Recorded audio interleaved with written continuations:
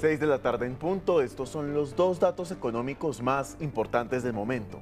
Arrancamos hablando de Alquería, que resalta sus avances en la economía circular con la inclusión de más de 2.300 recicladores de oficio en su cadena de valor. En segundo lugar, vamos a hablar del grupo Nutresa, cuyos ingresos en el primer trimestre del 2026 alcanzaron esa cifra que ven en pantalla, 5,2 billones de pesos.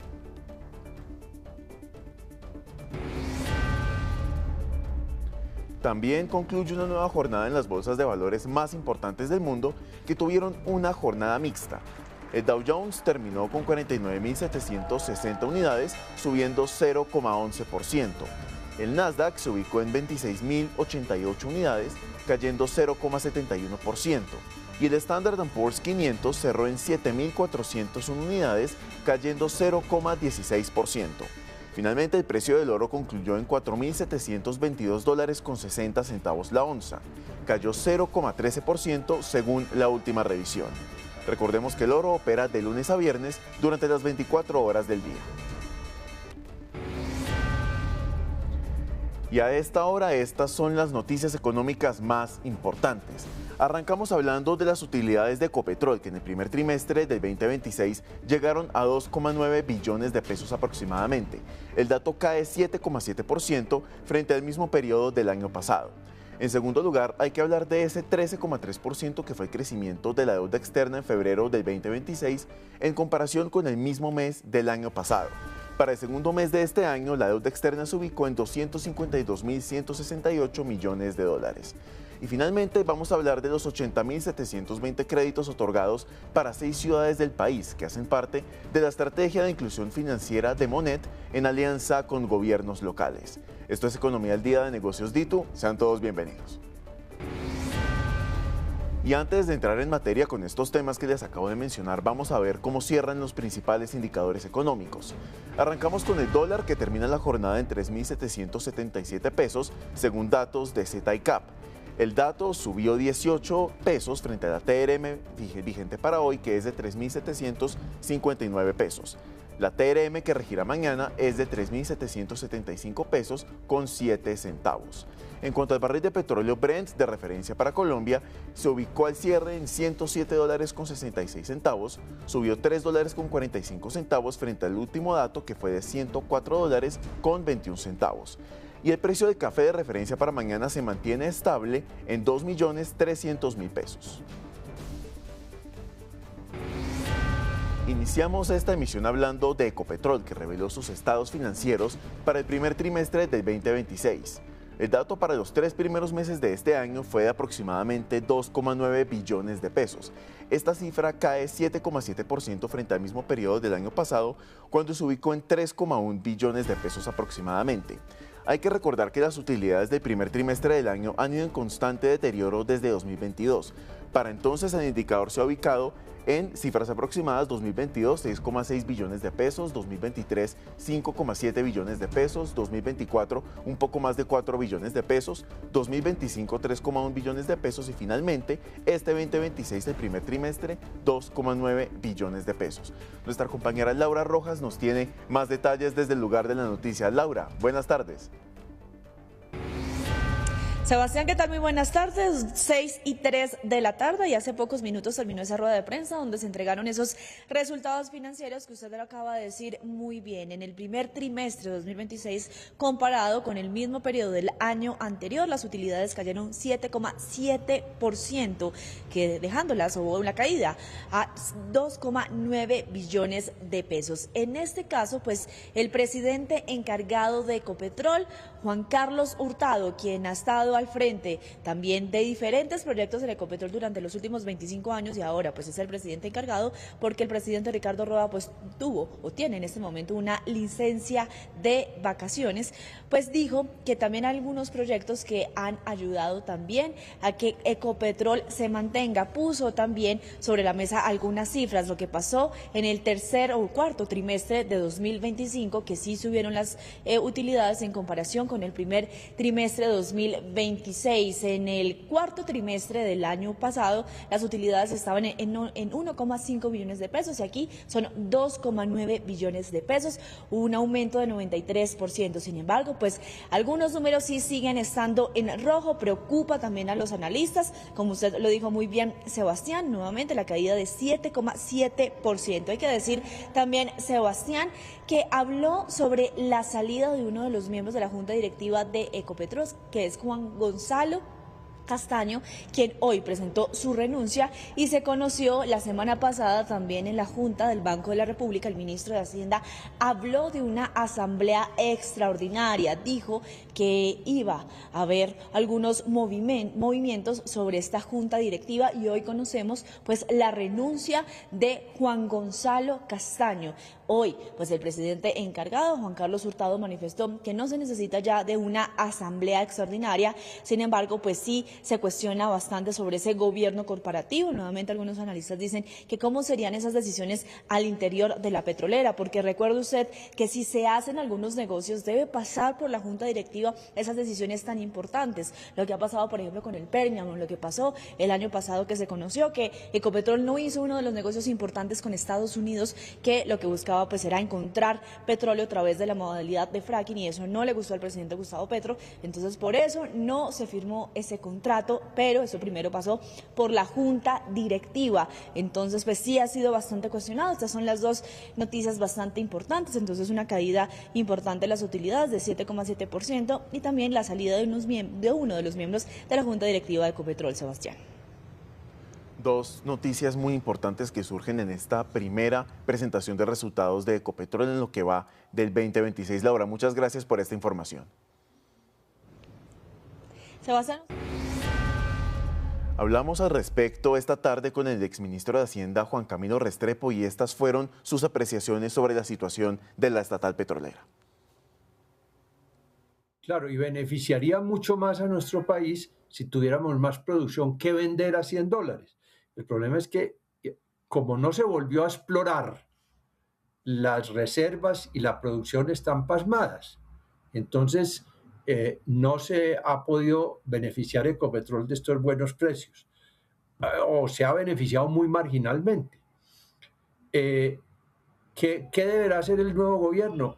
Yo diría, pues muchas cosas, pero dos de ellas, las principales, son volver a explorar para que la producción no se caiga. Esta tesis de que no se dan permisos para nuevas exploraciones de gas y de petróleo está mostrando que fue una decisión equivocada de este gobierno ya saliente. Y en segundo lugar, la gobernanza toda de Ecopetrol deberá cambiarla el nuevo gobierno. ¿Cómo?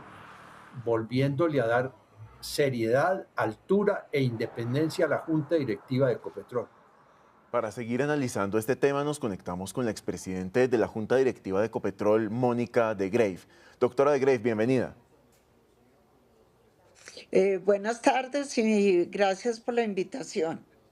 A usted por acompañarnos. Doctora de Grave, son varios factores los que entran a colación dentro de estas cifras, de esta caída en las utilidades de Ecopetrol, sumado a lo que acababa de mencionar el exministro Restrepo. ¿Cómo analizar la situación y qué decirle a los colombianos sobre lo que está ocurriendo con la estatal petrolera? En primer lugar, yo les diría que sigan creyendo en Ecopetrol, que Ecopetrol es mucho más de lo que está pasando en estos momentos. Hay coyunturas buenas, malas, regulares. Hemos tenido una mezcla de muchas cosas. Coincido con el exministro que Ecopetrol requiere un cambio de política pública en cuanto se debe permitir a Ecopetrol explorar y se debe permitir sobre todo tener la seguridad energética que Colombia merece. Estas no son cosas que yo digo voy a explorar y en un año ya tengo todo resuelto, pero sí se tiene que impulsar de manera decisiva no solamente por parte de Ecopetrol, sino por parte posiblemente de inversión extranjera y más inversión nacional en nuevos yacimientos, tanto de petróleo como de gas. Doctora de Greiff, y teniendo en cuenta que en este momento Ecopetrol tiene un presidente encargado y acabamos de conocer la renuncia de Juan Gonzalo Castaño a la Junta Directiva, ¿eso qué margen de maniobra deja para que efectivamente haya esos cambios de política necesarios para que Ecopetrol vuelva a tener un poco más de fuerza? Mire, en este momento pensar que la política pública va a cambiar, lo veo bastante complejo. Pero sí creo que aquí se debe hacer un análisis muy profundo, que no se trata de ideologías, se trata de lo que le conviene a más de 50 millones de colombianos. Que yo dije hace tiempos, el mejor gas para los colombianos es el gas más barato que le pueda llegar. Ese gas tenemos que ser capaces de asegurarlo nosotros. Y en esa medida, todas las exploraciones offshore son bienvenidas, todo lo que podamos hacer de nuevo aquí adentro y donde los costos se reduzcan, bienvenido sea. Y precisamente hay varios proyectos ya en proceso, digamos está Sirius, por ejemplo, también lo que se ha hecho con Puerto Bahía, lo que se ha hecho con los buques también para transportar crudo. Hay varios proyectos en marcha con Ecopetrol, Y pero por son... ejemplo, Ajá, Comodo, como el exactamente. pozo Comodo, donde también ya se sabe que hay gas. Por favor, es importante que Colombia pueda contar con esas reservas ya probadas y que se puedan a incorporar y se diga que Colombia tiene seguridad en gas para los próximos 10 o 15 años. Exactamente, ese es un punto clave, doctora de Greiff, pero también hay que tener en cuenta que se van a empezar a ver los primeros frutos de estos proyectos hacia 2028, como es el caso de Sirius, por ejemplo. Y el tema Claro. es que cuando vemos las utilidades y esas caídas que han habido desde 2022 por lo menos, uno se pregunta qué se puede hacer para que este tema tenga algo de mitigación en el corto plazo, teniendo en cuenta que precisamente los primeros réditos se van a ver de aquí a 2 años. A ver, yo creo que hay varias cosas. Los nuevos precios del petróleo van a beneficiar, por supuesto, a Ecopetrol. Las inversiones que Ecopetrol ha hecho en los últimos 2 años en recuperación de nuevos campos, en reforma de la refinería de Cartagena, deben empezar a dar sus frutos, incluyendo el gas offshore.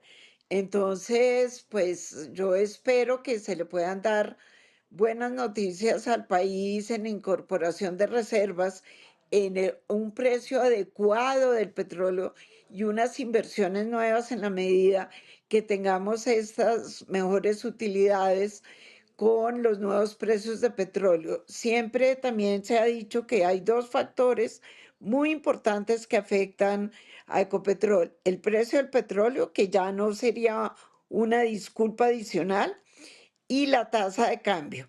Ahora hay que hacer una revisión profunda del costo de producción de petróleo en todos los campos de Colombia y realmente poner las inversiones donde sea menos costoso de manera que podamos mantener o aumentar la producción de petróleo.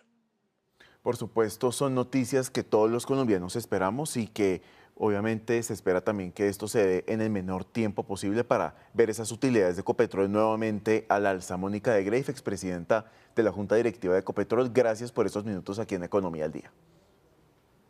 No, a ustedes mil gracias por la invitación. Desde el Ministerio de Trabajo también hay noticia a esta hora. Esto por la rueda de prensa que se llevó a cabo esta tarde referente a esa decisión del Consejo de Estado con el traslado de los recursos de las AFP a Colpensiones. Nuestra compañera Luisa Polo nos tiene los detalles de esta noticia. Luisa, buenas tardes. Hola Sebastián, buenas tardes y a todos nuestros usuarios de negocios DITU. Pues hace algunos minutos aquí en las instalaciones del Ministerio del Trabajo, el ministro Antonio Sanguino se refirió a la explicación que puso a través de redes sociales hace algunas horas el Consejo de Estado, argumentando la decisión de suspender ese traslado de esos fondos, de esos recursos de los fondos privados a Colpensiones. ¿Qué dijo el Consejo de Estado? Primero, para tener contexto, Sebastián, que el Ministerio de Trabajo y Hacienda junto a Colpensiones habían dicho públicamente que no se podían realizar el pago de los pensionados porque estos recursos pues estaban en vilo o se quedaban en los fondos privados. Pues el Consejo de Estado dijo que esto no corresponde a la realidad y frente a eso le preguntamos puntualmente al ministro de Trabajo qué tenía que decir sobre esas declaraciones del Consejo de Estado, que además el alto tribunal dijo que los recursos sí están garantizados, que están suspendidos ese traslado temporalmente, pero que sí están garantizados esos recursos de los pensionados. Escuchemos lo que dijo el ministro.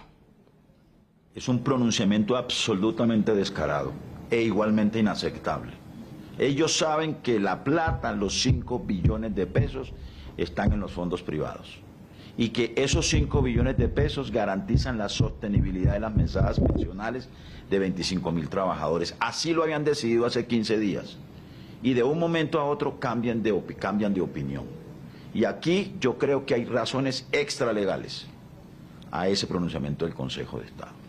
Y esto no tiene nada que ver con el principio de equilibrio de los poderes públicos, entre otras porque el Consejo de Estado está violando el principio de equilibrio de poderes públicos, porque se está inmiscuyendo en decisiones que corresponden a la Corte Constitucional. Esas fueron las palabras del ministro Antonio Sanguino, que agregó también en esta rueda de prensa. Dijo que evaluarán todos los recursos jurídicos por parte del gobierno frente a esta decisión del Consejo de Estado, que se va a garantizar el pago para cerca de estas 25.000 personas que ya alcanzaron su pensión, que se trasladaron del fondo privado de Colpensiones, que ya se pensionaron, que se va a garantizar ese pago de su pensión, pero que no van a descansar hasta recuperar los ahorros. Importante esa noticia, esa garantía del pago a esas 25.000 personas que ya se pensionaron y por supuesto recursos de las que dependerá su estabilidad financiera en estos años. Luisa, muchísimas gracias por esta información.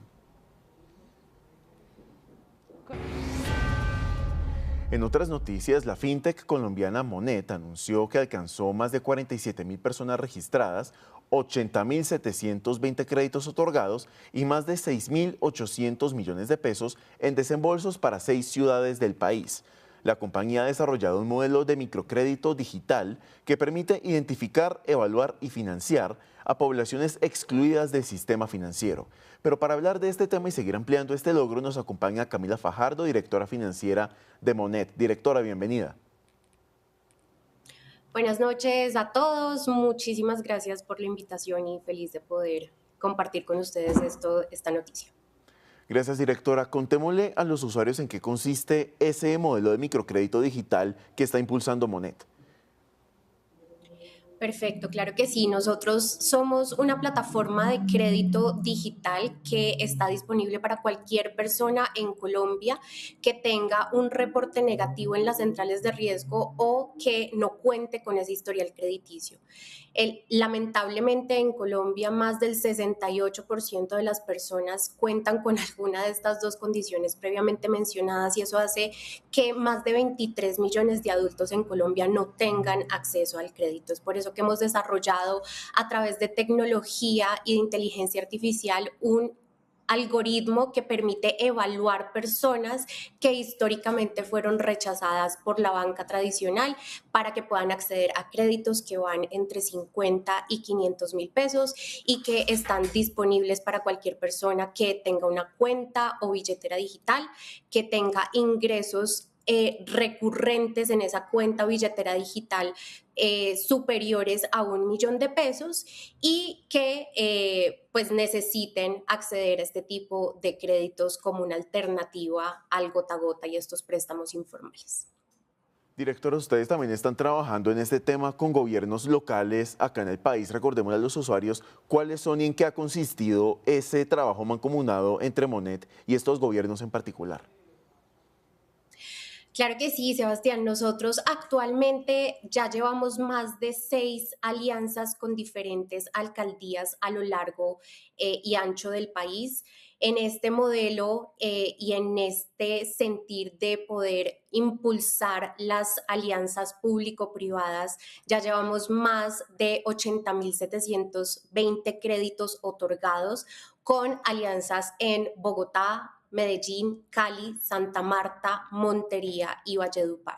Esto, por supuesto, estos resultados se suman a todos esos créditos que venimos otorgando en el país. Nosotros ya llevamos más de 5 años en Colombia y hemos en toda esta trayectoria desembolsado más de 3 millones de créditos en Colombia. ¿Y tienen alguna meta estimada para el 2026, no solo en desembolso de créditos, sino tal vez en más ciudades en las que puedan trabajar, así como lo están haciendo con estas 6 que me mencionó hace un rato? Por supuesto que sí, nosotros estamos completamente convencidos de que este modelo con las alcaldías y con Monet está construyendo una alternativa real frente al gota a gota, y en alianza con estas alcaldías y gobiernos locales hemos logrado identificar a esas personas que históricamente han estado excluidas del sistema financiero y poderles ofrecer un acceso al crédito formal y 100% digital. Hoy ya, como lo mencioné hace un momento, hemos entregado 80.000 créditos en estas 6 ciudades del país y por supuesto la proyección que tenemos es seguir alcanzando otras regiones, sobre todo en esa ruralidad donde hoy en día aún existen las más altas brechas de acceso al crédito. Entonces, por supuesto que sí, estamos comprometidos y con ese propósito de poder alcanzar más ciudades durante este 2026.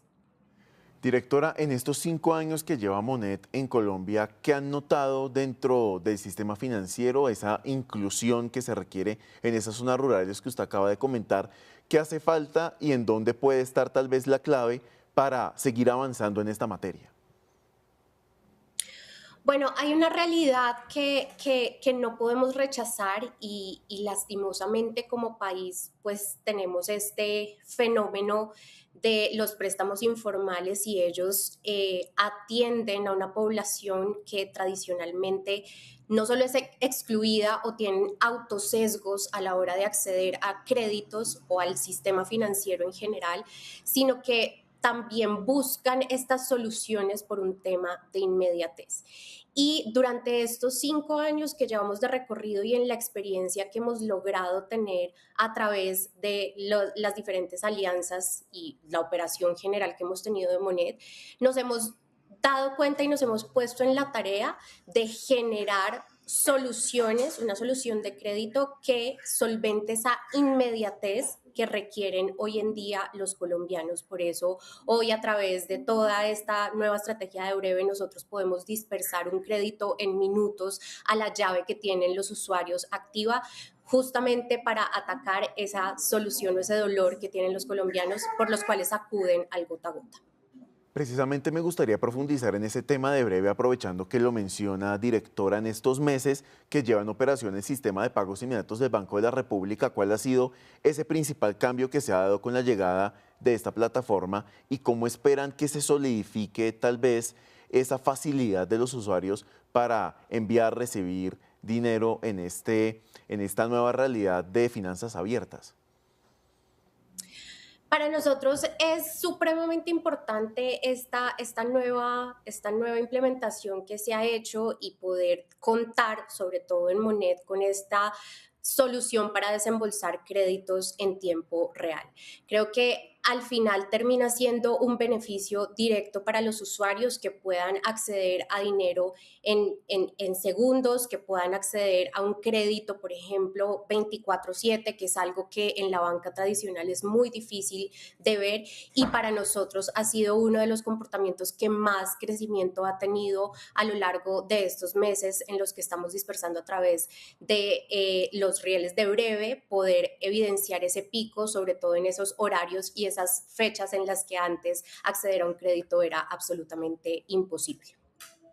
Créditos que por supuesto son necesarios no solo para la inclusión financiera, sino para permitirle a los colombianos cumplir sus diferentes metas en materia financiera. Camila Fajardo, directora financiera de Monet, gracias por estos minutos aquí en Economía al Día.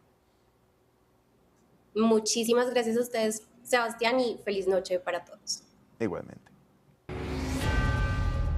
En otras noticias, el Banco de la República dio a conocer hoy su dato de deuda externa para febrero de este año.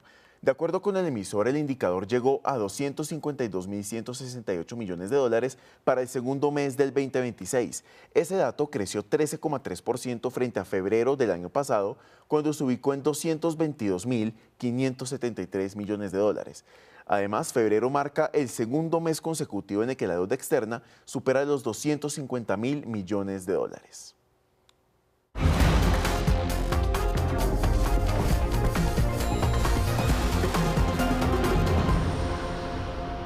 Y en noticias internacionales, la compañía United Airlines anunció que reanudará sus vuelos a Venezuela después de suspender sus operaciones por cerca de 8 años. La aerolínea indicó que sus servicios entre el aeropuerto de Houston y el aeropuerto de Caracas comenzarán a operar el próximo 11 de agosto, uniéndose así a American Airlines en la reanudación de los servicios a Venezuela.